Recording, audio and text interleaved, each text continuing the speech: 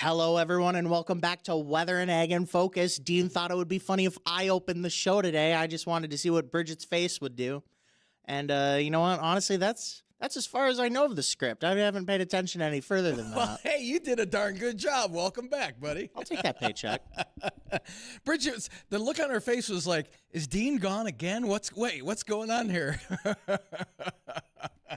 Welcome to Weather and Ag in Focus. 1:08 in the afternoon. It doesn't feel like April out there. It feels more like December as temperatures are stuck in the low 30s out there, but there is more spring-like weather on the way. I'm Chief Meteorologist Dean Wysocki, along with our Ag Director, Bridgette Readel.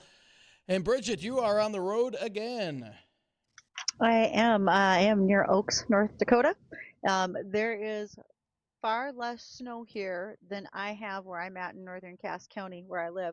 So a little bit of a changeover, but I would say we really could use some sunshine to start melting this snow. In conversations with a multitude of farmers this morning, there's quite a few folks that are looking that they're not going to get in the field until closer to April 27th. As much as we'd really like to get in the field sooner, Oof. I think it's going to be a lot later for folks. And I hate to say it'll probably be, I hate to say it's going to be longer than that. And the reason I say that is we're undergoing a wet part of the LRC cycle here for the next 2 weeks. So we're looking at more moisture coming into the northern and central plains, even severe weather to our south. But for today, a lot of clouds around and, again, unseasonably chilly. We're only stuck in the low 30s right now. We're going to stay in the upper 30s all day. And even a few snow showers along the South Dakota border. That'll scoot eastward into Lakes Country as we head towards evening. And then we'll turn partly cloudy overnight tonight with lows in the mid-20s. And then as we head into Friday, that's the pick day of the week. Nothing but sunshine, light west winds, and highs in the low to mid-50s. And not a bad day.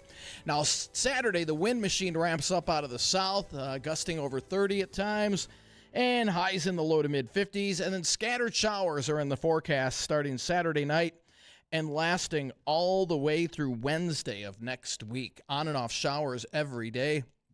And then, not a lot in one particular day, but, each day we get a little bit here, a little bit there. And I put an article on our website yesterday showing that all of North Dakota, we don't need any more moisture, and we're just fine. We've got to get this stuff to soak in, and it's going to end up being a little too wet. And like you said, Bridgette, I think there's probably going to be a slight delay as we head towards the middle and end of the month. Now, after about the 22nd or 23rd, we get out of this wetter part of the LRC cycle, it looks like, as we head towards the end of the month. That's when we'll start to see, hopefully, things start to dry out.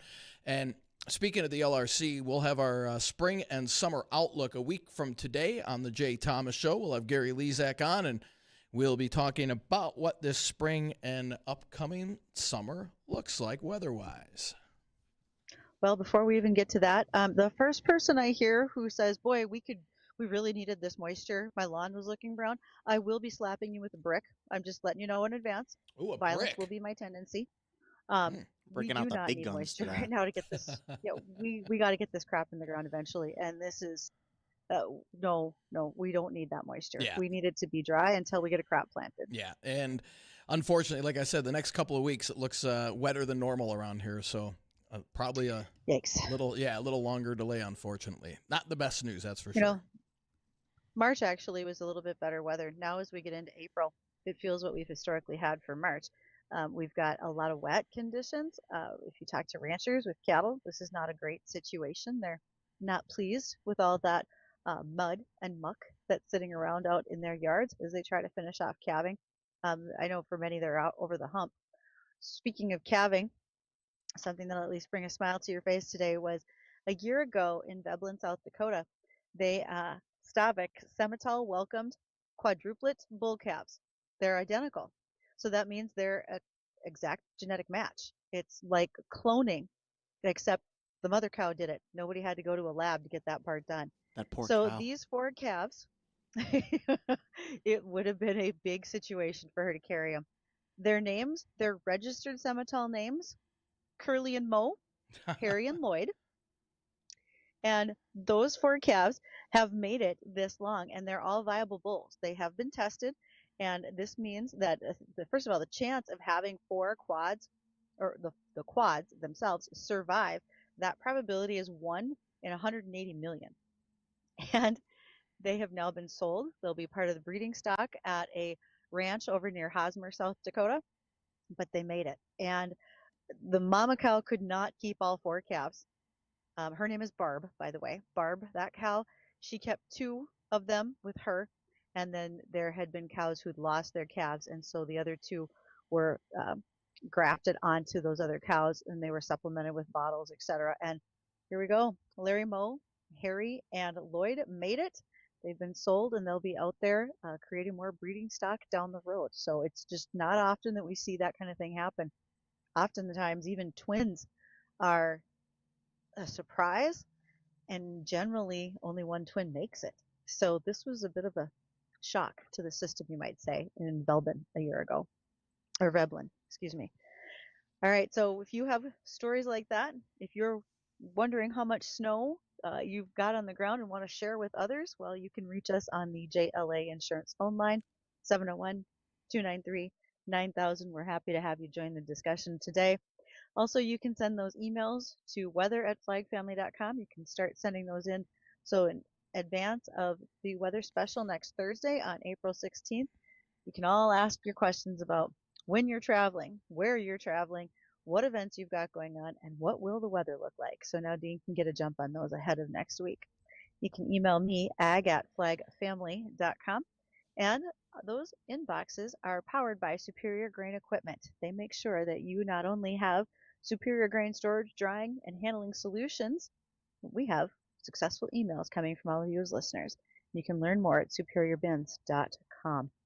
So we talk fairly often about machinery and equipment on the show today, and our guest is going to certainly be highlighting that. We'll be visiting here after our livestock report with Justin Keller. He is with Gen Ag out of Winkler, Manitoba. They've got exciting news that's going on in the machinery industry. Not everybody else has big and great news to share, so I'm excited that we have that positivity that's flowing and that we're going to get to hear more of. So if you have questions about that, you are more than welcome to, once again, give us a call on that JLA Insurance phone line, 701-293-9000. And then you can watch us on the live stream brought to us by Lighthouse Commodities that you can find on Acres TV, YouTube, as well as Facebook. So as the weather reports roll in from all of you, I'm hoping that we see some changes. Maybe I mean, I hate to say it, if you could tell us we're in the stormy cycle, Dean, if we get a little rain, will it melt any more of the snow? Because yesterday it poured rain. I'd like to see some of the snow gone. It will, yeah. Boy, I mean, with 60s here on Sunday, that's gonna do a good number on the snowpack. Yeah, that's gonna do a good number on it. By this time next week, we'll be done with the snow. It'll be gone. We have to live up to the Wednesday weather trivia question we had yesterday. That was, on average, how many sunny days do we have in the state of North Dakota? Well, it's well over 200.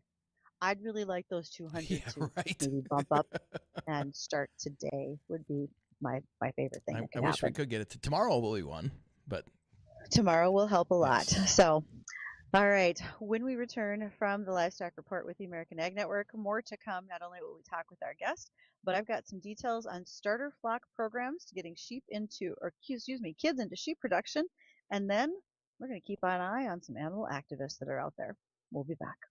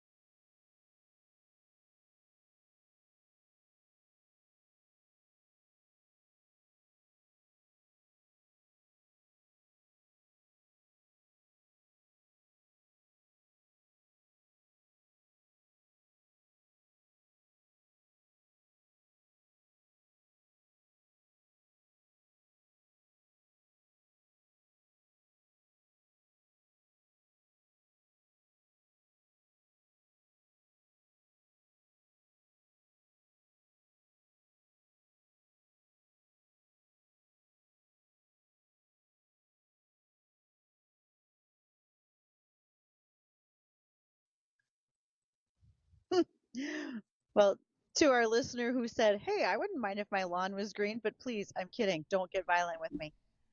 You got your warning. Fair shot at that. Okay, I'll keep He that in knows you mind. mean it, right? He knows I mean it. Yeah.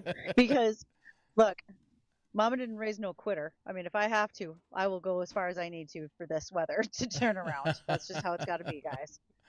Okay, let's talk about machinery for a little bit. And that's where our guest today steps in. And Justin is here from Gen Ag out of Winkler, Manitoba.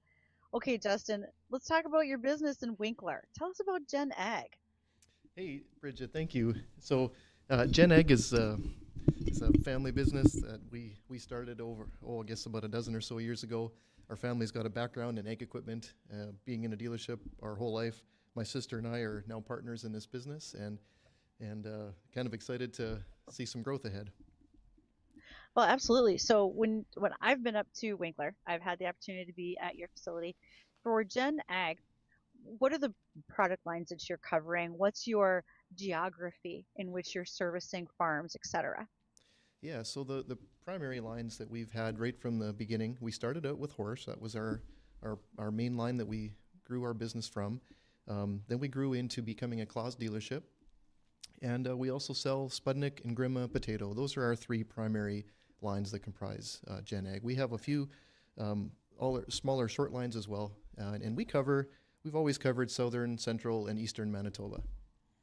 And you said you and your sister, correct? Yeah. Correct. And how long have you and your sister run the company? That's awesome. You know, right from the start. Really? Yeah, we started it together and run it together. Whose idea?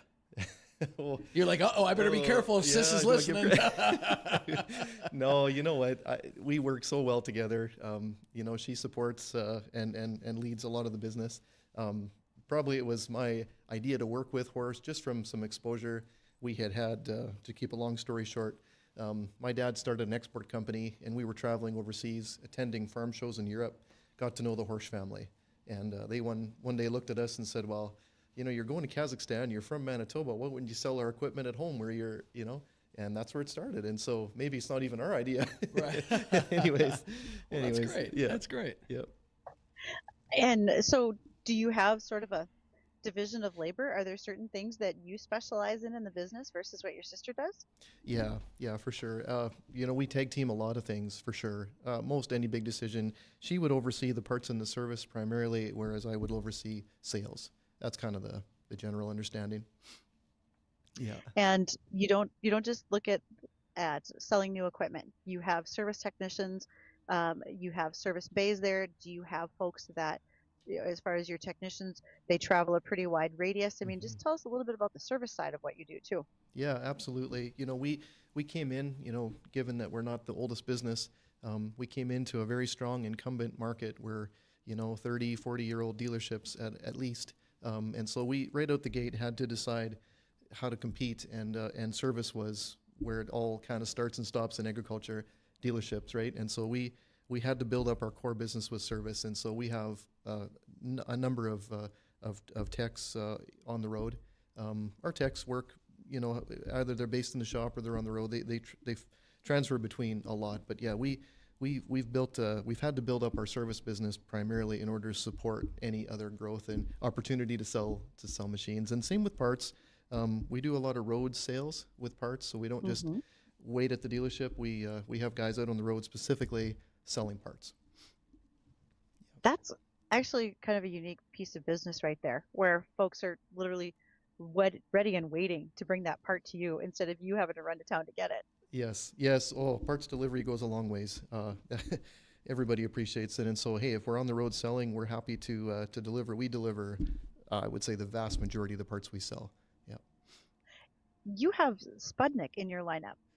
To many of us, we would think that's not necessarily a lot of potato production, Yeah. but I suspect it is if you're carrying that line. So you're surrounded by it in all your areas of southern Manitoba? Yes, we are. Yep. Wow. Absolutely. Yeah, it's quite a big market in Canada. Anyways, it's one of the largest provinces for potato production, and actually a very similar acre split between seed, chipping or processed potatoes and fresh market potatoes to North Dakota. Now, it's not a product line we plan right now to work on in the Dakotas. However, it was very familiar territory, very similar split in acres. But yeah, potatoes all around us. Your Yeah, potato knowledge is outstanding. I'm going to guess that a lot of those spuds go to Carberry. correct. Yeah, Portage and Carberry Okay. in Manitoba between the McCain's and Simplot plants. Yep. Okay. Yep. Well, Yeah. you've been growing up, you might say, building business in Manitoba, and now you're about to expand. Tell Hmm. us more. Well, we had an opportunity. I guess to just to back it up, um, I've been able to sit on the Claus Dealer Council representing Western Canada for half a dozen years now, and and they would explain to us how they were growing across the states with their farm point model, just to fill areas where they lacked representation from a dealership.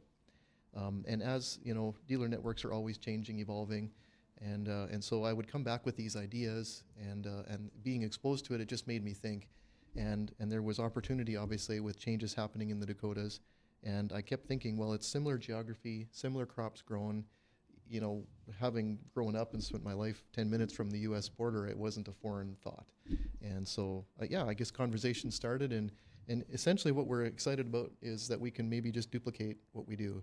It's not a brand new idea, but we also want to be, you know, humble about the fact that it is still a different country, and we got to learn and sit back and observe and understand and make sure we don't make any assumptions that that we shouldn't. But at the same time, yeah, we want to just duplicate what we do and represent the two lines, the two major manufacturers, Claus and Horse, that we've been given the opportunity to work with at the onset, and kind of agreed on 3 locations to get going, and that's in Minot, Bismarck, and Aberdeen, South Dakota.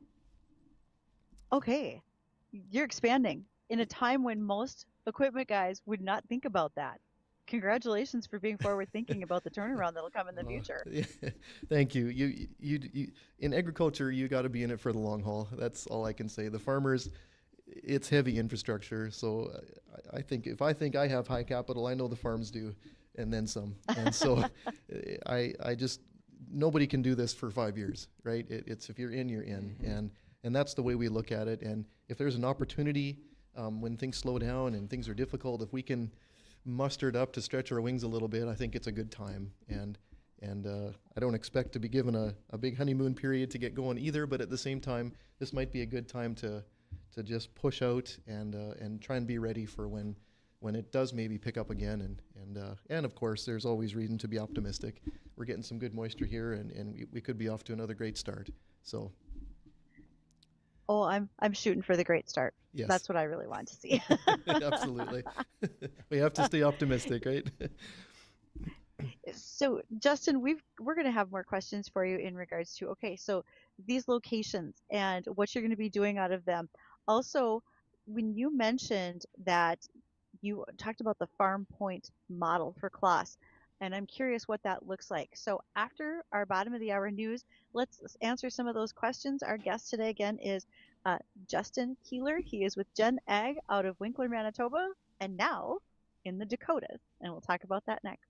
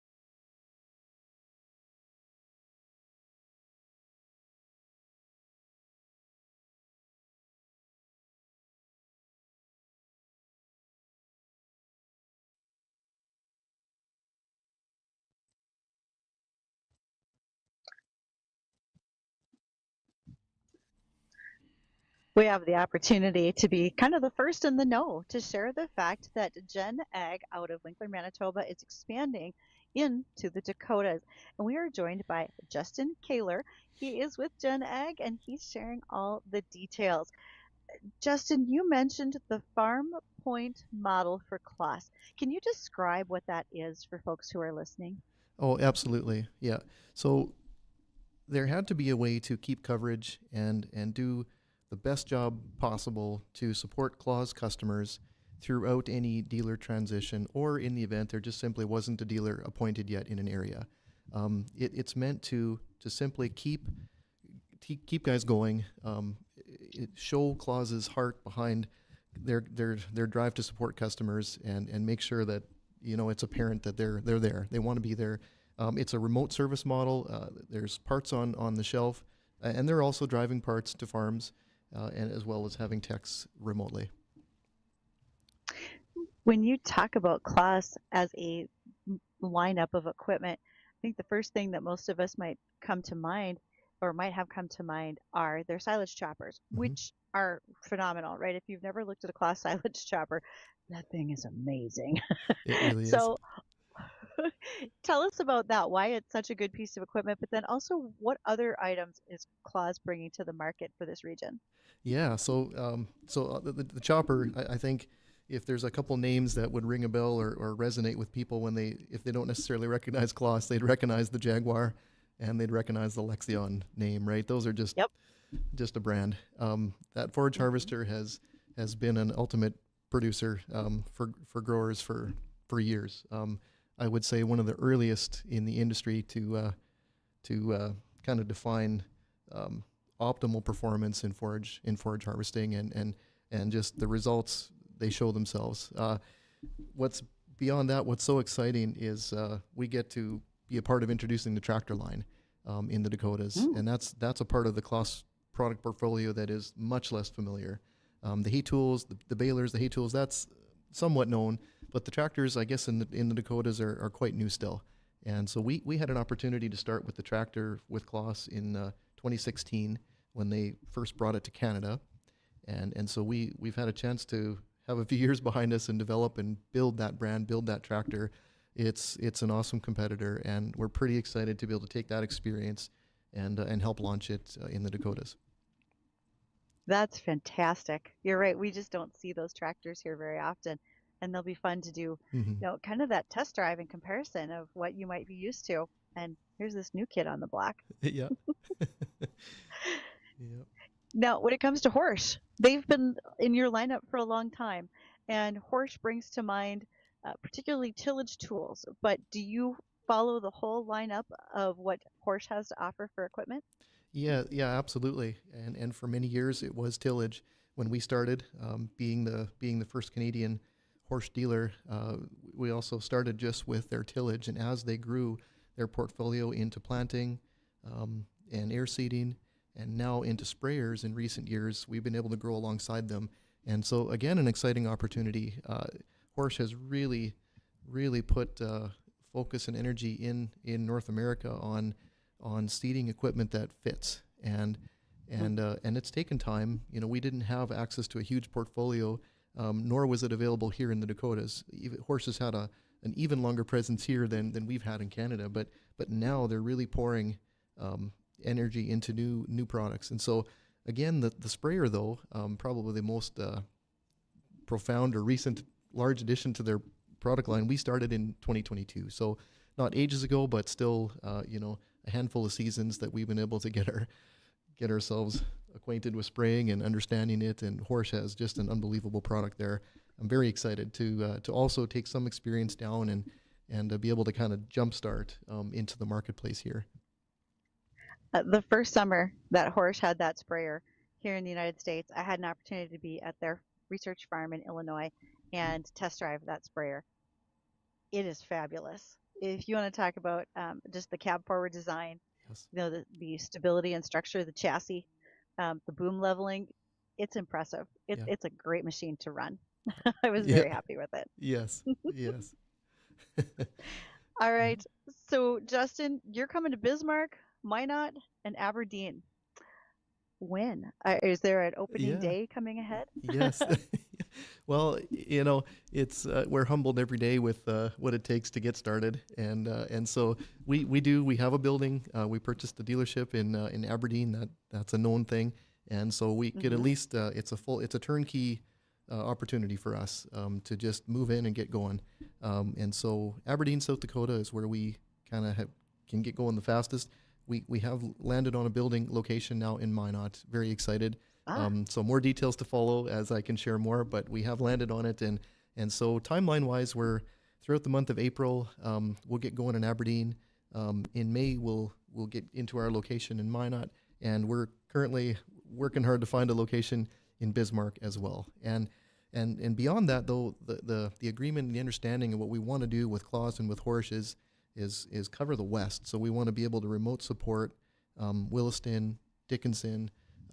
So that's all part of the plan right now, is to figure that all out and make sure logistically we can cover off any and all customers hmm. possible. And then looking forward, maybe opportunity to move further east across the state. But yeah. When you look at Aberdeen and you said that's a turnkey operation, so you probably already have employees and technicians in place, but that's not the situation. You've got a lot more ahead of you when it comes to We, Bismarck and Minot, correct? Absolutely. Yeah, we're just slowly but surely, actually we haven't put out any specific job postings just yet. There's been some news and some people approaching us just with some of the information now coming out Uh-huh. that we're coming, and so been fortunate to have some people to be in touch with and look at already. We do have some people that we expect can get going very soon. We have a salesperson in place already for a little bit in Minot, and so that's exciting. And as we have more people, we'll be happy to share and make sure that that's becomes a known thing. Yeah. But parts and service is This kind is of where our absolute priority has to be, is how do we get those people in place and fast, because we do take responsibility seriously, that it is almost planting season and we do want to have an ability to help. So even though we're quite new. absolutely. Yep. Absolutely. To just get out and meet who your customers are. That Yes. sounds phenomenal. Yep. Yep. Yep. Yeah. We want to be, yeah, we want to be a support as fast as we can. And I think, that's what Horsch and Klaus hope to see from us too, is that we have an ability to maybe get going. It's not brand new products to us. And so we just first and foremost want to stock the shelves and try and at least give that impression that we're here, we're serious, and we got parts. It's all that matters. Absolutely. Yeah. And your previous customers will be able to say your reputation precedes you. You have a very strong following in southern Manitoba. The farmers that I talked with when I've been to your locations have talked about just how great it is to do business with you, and they appreciate that, having a trusted partner in their machinery and equipment lineups. So I know you're going to bring that to the Dakotas, and it's going to turn out very well for you. I'm glad to see it. Thank you. We will sure try. Yep. So in the meantime, if folks are curious, how should they reach out? Should they be contacting the Winkler store, or what information would you like to share about new locations too? Yeah. So we'll be as reachable as possible. Again, that's just part of our culture. We have an email set up, which I believe should be in the press releases. I think it's something like hello@genag.com, and also phone numbers on there too, so we can hopefully you can get a hold of somebody right away. We don't want the first impression to be nobody answers the phone, so we're channeling that as we speak, so that guys can get a hold of us. Yeah. For folks who are enjoying our interview on our live stream brought to us by Lighthouse Commodities today, you can be watching on Facebook, YouTube, and Acres TV. And we're currently looking at Gen Ag's website.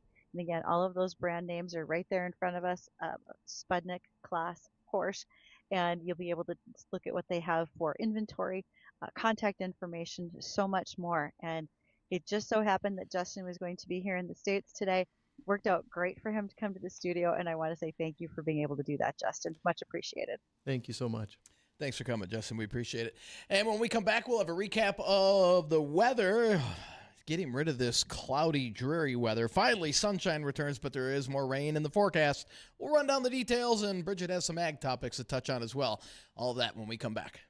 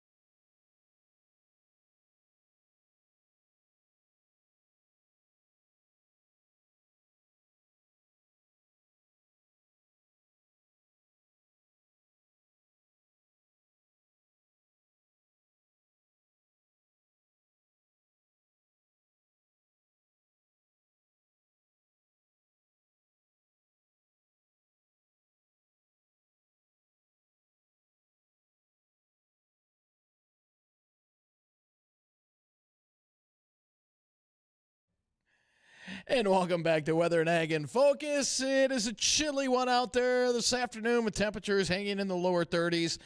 We're not going to move much. Mid-upper 30s if we're lucky, but I think mid-30s is going to be more like it this afternoon. And we've got cloudy skies, a little bit of light snow going on south of the FM area towards the South Dakota border. That'll scoot off into areas of Lakes Country this afternoon and evening.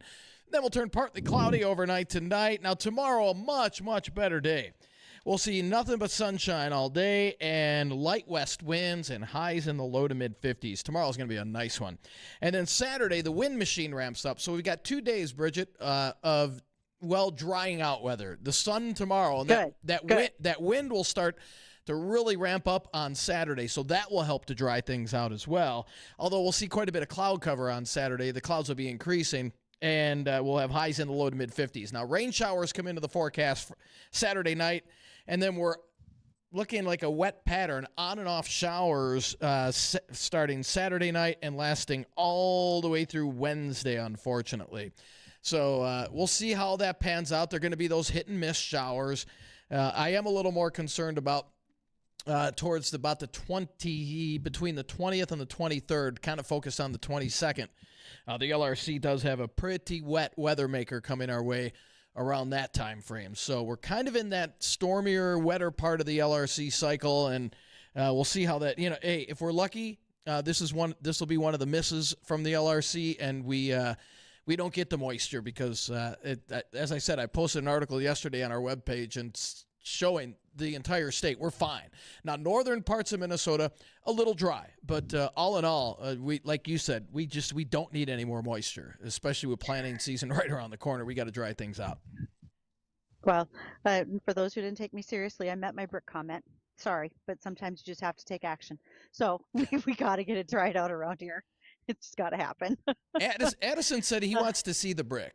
He wants to see if what kind of brick, or is this like a an foam, old-fashioned, like a foam brick? Well, is it like an old-fashioned, like a red brick, like gray? Are we talking like a cinder Holes block? Holes in it? Yeah, Yep. holes, square, cut out. What kind of brick we got here? No cinder block, small rectangle, 3 holes down in the center of it, red, like a Hebron brick type of thing. Yeah. Something you don't want to get hit in the head with, Addison. Classic brick. That's a classic brick right there. If I'm going to have to be violent, we're going to use the best quality materials we have. Only the Okay, best on that's what Weather and we Ag have in Focus. That's what I'm here for. Okay, but when we're talking about the best, sometimes people, they bring up the worst. And there is an animal activist group out of California known as Direct Action Everywhere, DXE. They are an organization that have been raising significant concerns amongst animal agriculture in California and other states. They have announced that they are training investigators. Let that sink in.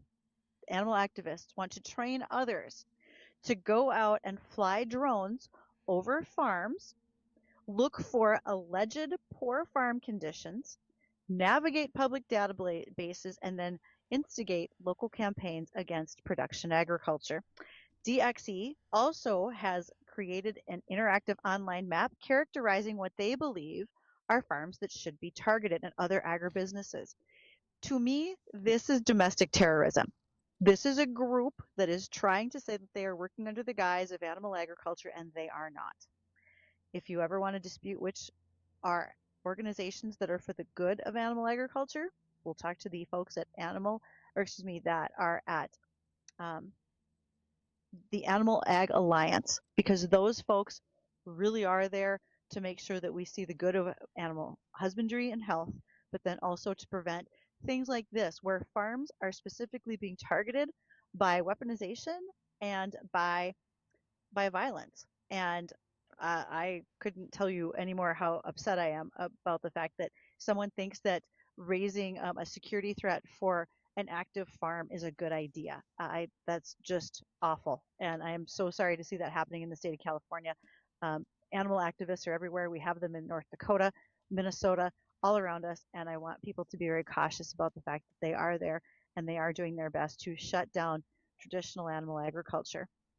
We had a discussion yesterday with our guest talking about ag in Europe and the differences between here and the United States. And the farmers who are raising beef animals in France have a concern about the lab-grown proteins. And I made a conscientious decision. I'm not going to call it lab-grown meat anymore because it's not. The same way almond milk is not a milk. And it's a lab-grown protein.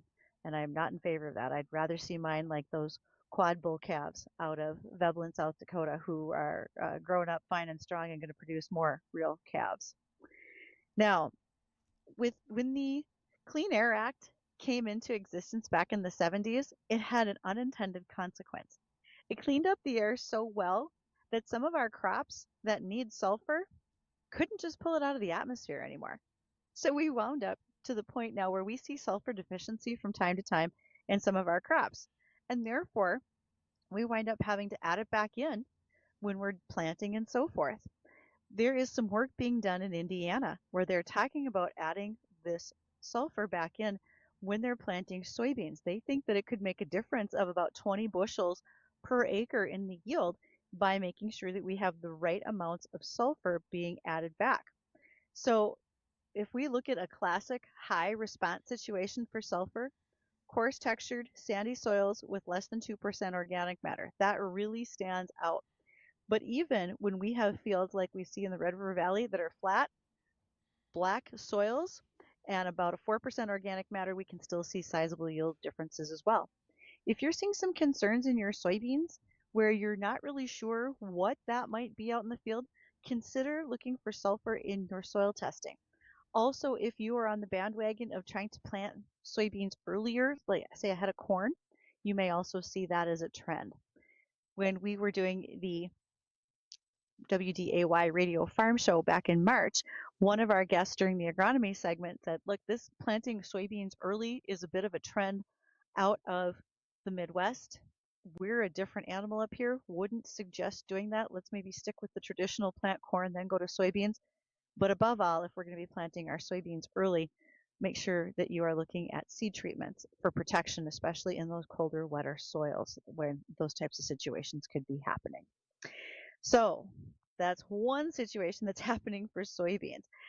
Additionally, we have more to talk about when it comes to soybeans. One of those things on my list has been trying to prevent some of our phosphorus runoff because, or excuse me, and that's phosphorus for this case. We'll talk about sudden death in soybeans. But I happen to know that we're getting towards the end of the hour. We'll have to talk about that sudden death in soybeans tomorrow. We'll try to catch up on that and other things. We'll have Greg Hansen joining us with Market Uncovered, and we'll have the opportunity to catch up on that WDAY report that came out today and what its effects might have been in our overall cash grain markets. All right, and that'll do it for today's edition of Weather and Ag in Focus. Thank you, everybody, for joining us. Don't go anywhere, though. The Jay Thomas Show, it's coming up next.